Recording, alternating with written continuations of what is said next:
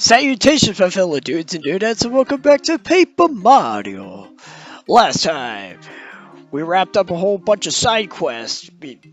We messed with Luigi. Apparently, the whole town was attacked by Shy Guys. It was a madhouse, even though we're outside. Well, I mean, I guess they were all indoors. Anyway, part 20. If you don't like me just running around wasting time and collecting things, you're probably better off skipping to the next part. Assuming it's already uploaded by the time you're watching this part. Because today we're just going to be collecting things.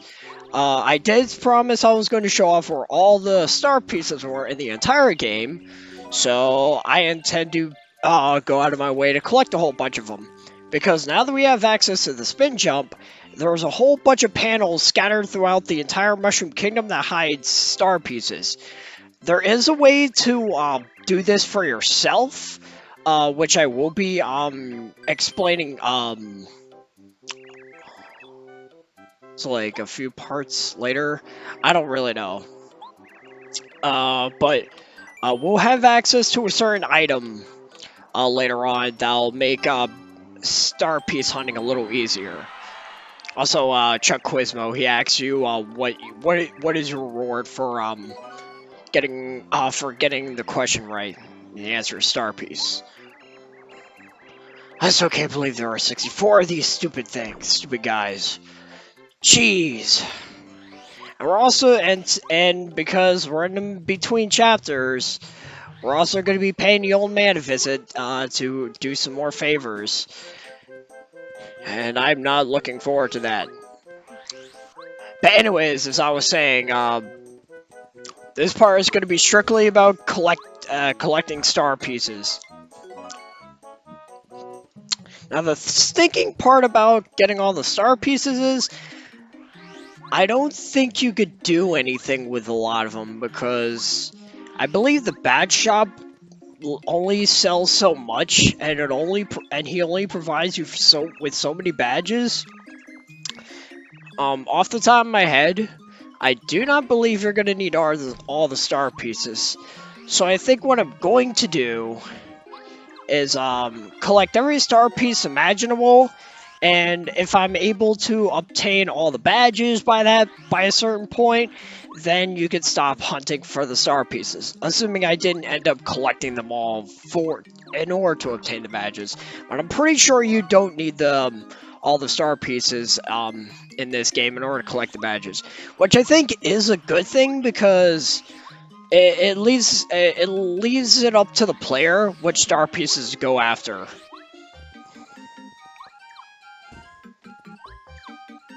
Well, I just noticed my little oink farm is empty. I should probably, once I'm done the next chapter, I should probably just farm that a little bit, see what I can get out of it. Because I will have a lot of coins, especially with something we're going to be showing off here. Let's see, there are a total of 160 star pieces in this game, if I'm correct. 64 of them are gathered by Chuck Quizmo. There are literally 64 questions that this guy asks.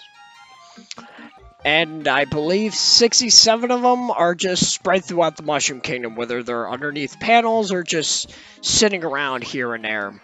Plus the ones you could get from people and such. But I'm ranting. Another star piece right there. If memory serves me well, I'm actually going to have, I want to say, 38 star pieces by the end of this. Because there is a lot. And, just a quick heads up, since I have the spin jump and everything, whenever we complete a chapter, I'm actually, or at least whenever we go into a new chapter, what I'm going to do for star pieces that are hidden underneath panels, or just star pieces I might have missed in general, once the chapter is over, I'm going to do a quick clean, I'm going to make a little, like, when I make the next video in regards to what happens after that chapter, I'll have a little bit of cleanup in regards to that chapter for anything I might have missed. So, for example, in the next chapter, if there's any like ground panels I missed out on, because truth be told, I don't intend to go out of my way to look for these. I just feel it would be a lot smoother for me personally to do the cleanup after the chapter is done. And again, that's assuming I need them all in the first place. That one's being a little fickle jerk. So yeah, I get the chapter done, and whatever star pieces or items, or heck, even badges I might have missed, I'll go out of my way to go back and show them off. There is an exception to that, though, for the next chapter. There is one particular thing I'm not going to grab immediately, and I will deliberately... I just got hit in the face with a rock! it's like Mario's just walking through the desert. He's just getting pelted by rocks by my neighbor, by like neighbor bullies or something. It's like, it's like guy with that mustache again. Get him. Why are the most so racist?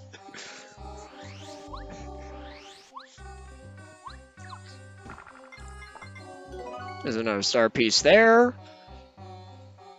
Now, the reason you're gonna see me like stopping and maybe like running like right there, the reason why I'm looking like an absolute goofball when it comes to doing this part is because while I'm like doing all this, I'm simultaneously paying attention to the guide that I'm using in order to find all the star pieces. I believe the website is called rpgclassics.com or something. I forget off the top of my head, but that's what I'm using for like title information, and star pieces, and anything else I might have like missed out on it. Okay, we're about done. Thankfully, there isn't much to do left, which is good. Once Mario's done. I think that, I believe what happened here when I was recording this is because there's actually, I want to say 3 star pieces in the Boo's house, and it's kind of, I don't know why I was having such a hard time finding my way through it a second time since I only recently did it, but I had to, like, I had to overlook, my little guide a few times, so I knew exactly where to go. Like, for example, there's actually, what I thought, initially I thought there was a star piece, right where you get the super boots. But during chapter 3, when you talk to that Boo after you get the super boots, he explains to you the whole hidden panel thing, and I already figured it out, and when I checked it, I didn't realize I already grabbed it, so that was a memory failure on my part. Okay, I think I ranted on. I think I've managed to keep you guys entertained relatively enough. What can I say? I'm not good at talking to people.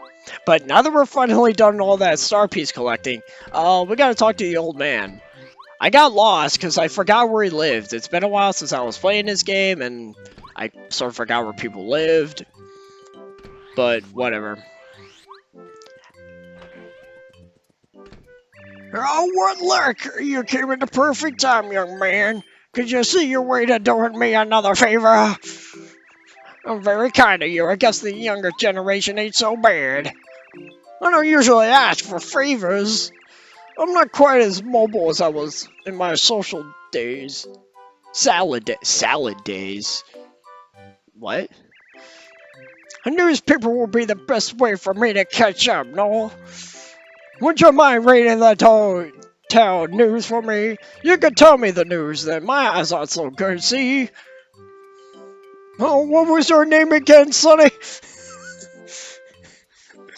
I'm making that joke early because it's going to be brought up in the sequel later. It's hilarious. I love the writing in Thousand Year Door. But anyways, our first favor right now is to check out this bulletin board. Now, like a dope, I accidentally messed this up. How many Koopa Troopas have been beaten up by Mario? It's shameful. Total News. Shy Guy Invasion. A squad of skirling Shy Guys have... I sort of I did technically read it before. It's just talking about how the Shy Guys ran all over town and started robbing people. But I read the bulletin board and I came back to him, and he acted as if I forgot what his favorite was. I was a little confused, but you can actually read the back of the bulletin board. That bulletin board actually updates after every chapter. I didn't show that off, so I do apologize about that. We probably could have gotten some interesting tidbits from the back of the sign at the very least.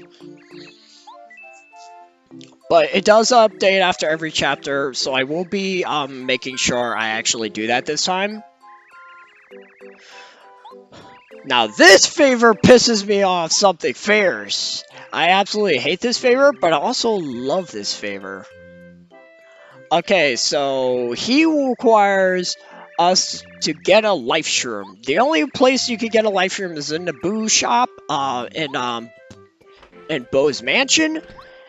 I didn't actually show off that shop because it's actually got a few items we haven't seen yet, including this life shroom. So let's go over these items in order. First, there's the mystery.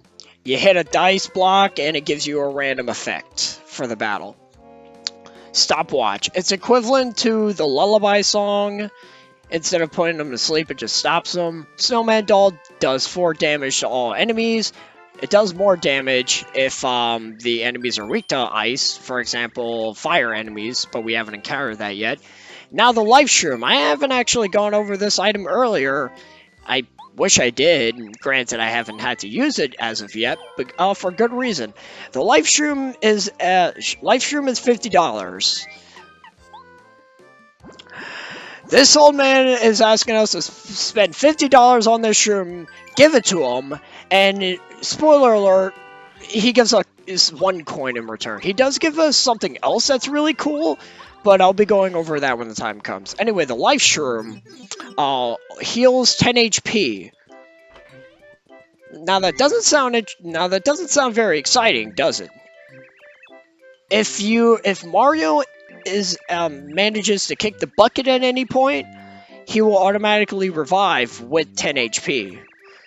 That is a lifesaver, pardon the pun. And it can really save you in a pinch when you're fighting a really tough boss you weren't prepared for. But you know, it's a one-use item only, so make use of it as best you can.